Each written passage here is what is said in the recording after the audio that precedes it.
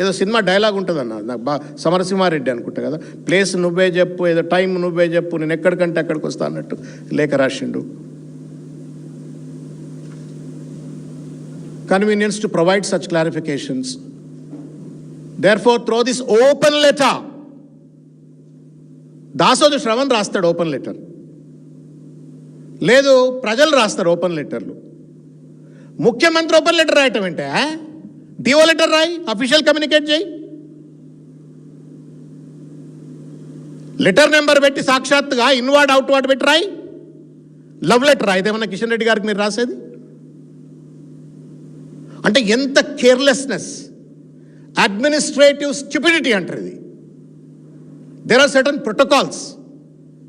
గవర్నమెంట్లో ఉన్నటువంటి వాళ్ళు కమ్యూనికేట్ చేసినప్పుడు there are certain protocols, there are certain standard processes. అదేదో ఇంత పెద్ద అంశం గమ్మత్ ఏందన్నా మీకు తెలుసా? ఇప్పుడు నేను దాంట్లోకి వస్తా 2 నిమిషాలు అయితే.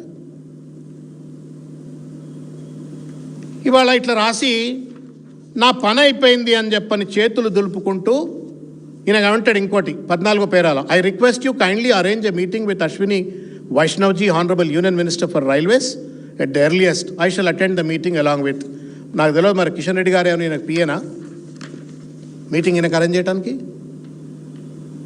నీ గవర్నమెంట్ ఆఫ్ నీ అడ్వైజర్ ఉన్నారు కదా, state government advisers in Delhi ఉన్నారు, మల్రవి గారు అదే పాత్ర పోషిస్తారు అనుకుంటా. నీ ఎంపీలు అంతా ఏం చేస్తూ ఉంటారు? 8 మంది ఎంపీలు ఎందుకు వైష్ణవ్ దగ్గర పోయి ధర్నా చేయట్లేరు? ఒకవేళ గనక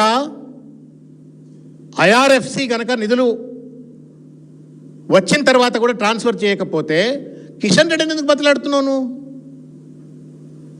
రైల్వే మినిస్టర్ని ఎందుకు లేకపోయి ఆయన ఇంటి ముందు ధర్నా చేయట్లేవు? నువ్వు నీ ఎంపీలను తీసుకుపోయి ధర్నా చేయించట్లేవు? ఈ కిషన్ రెడ్డి గారికి లేఖ రాసి ఏం సాధిద్దాం అనుకుంటున్నావు రేవంత్ రెడ్డి నాకు చెప్పు నువ్వు? అంటే ఏంటి? దీన్ని అడ్డం పెట్టుకొని రాజకీయంగా లబ్ధి పొందాలనుకుంటున్నావు తప్ప ఈ సమస్యను పరిష్కారం చేసి తెలంగాణ ప్రజలకు, హైదరాబాద్ ప్రజలకు ఆ మెట్రో రైలు పైన సమస్యను పరిష్కరించాలనే చిత్తశుద్ధి ఇసుమంత కూడా లేదు నీకు. ఇసుమంత కూడా లేదు నీకు. Shame on you. You are a chief minister. చిన్నపిల్లగాలు ఆట ఆడినట్టు ఆడితే ఎట్లా సార్ మీరు? చీఫ్ మినిస్టర్, చీఫ్ సెక్రటరీలు, అడ్వైజర్లు, ఒక వ్యవస్థ ఉంటుంది నీ చుట్టూ. వాళ్ళనే చెప్పట్లేరా నీకు? లేకపోతే ఎవడు చెప్పిన ఇంటలేవా నువ్వు?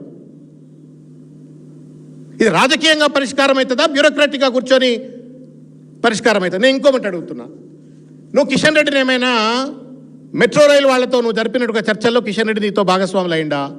అయితే చెప్పు, మినిట్స్ ఆఫ్ ద మీటింగ్ బయటపెట్టు.